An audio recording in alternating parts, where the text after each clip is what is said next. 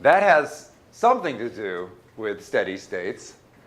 So in the text, I talk about the production and the loss of VW Beetles. I don't know why I came up with that example. It has something to do with what the world was like when I was growing up, I'm sure. So VW Beetles were made from, I don't know, 1940 something, or maybe even earlier than that.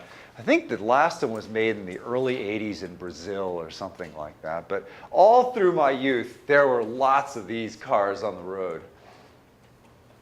And so you can think of VW Beetle production as a steady state, particularly if it lasted long enough. So if you had a constant rate of production of these cars, people would be buying these cars, and they'd be using the cars, and the cars would wear out.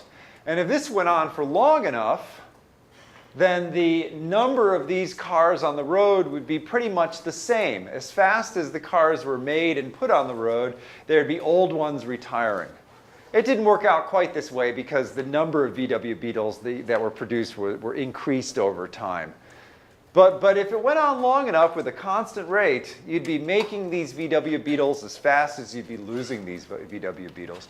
And this is, in fact, a steady state because it takes energy to make a car.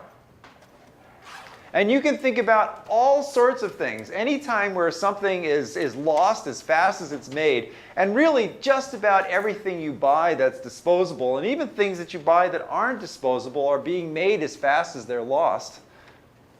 Because except for the fact that our populations are getting bigger, we're constantly bringing stuff into the house, and we're constantly taking trash out of the house. I mean, think of your refrigerator. How do you stock your refrigerator? You're constantly putting food in, and you're constantly removing food. That's a steady state. It takes energy to maintain that. You have to drive to the store, you have to spend your money, somebody had to produce the food, et cetera, et cetera, et cetera. At some point, VW Beetles stopped being made, and so they, at that point, just continued to decline, just like they had been all along, but you couldn't tell because they were being made as fast as they were declining. But once they were no longer being made, then they started declining.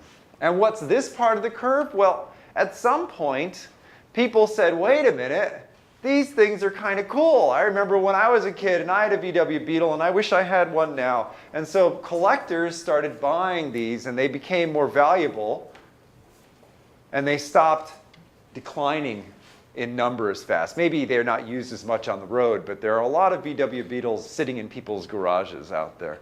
And so in a sense, we didn't treat our VW Beetles like Ferraris when they were abundant and cheap. But once they were no longer abundant and cheap and actually had some worth to people, people started treating them better. And so the rate of decline changed. So this story is basically a story based upon thinking of the world in terms of chemical equilibrium. I'm not using equations to do it.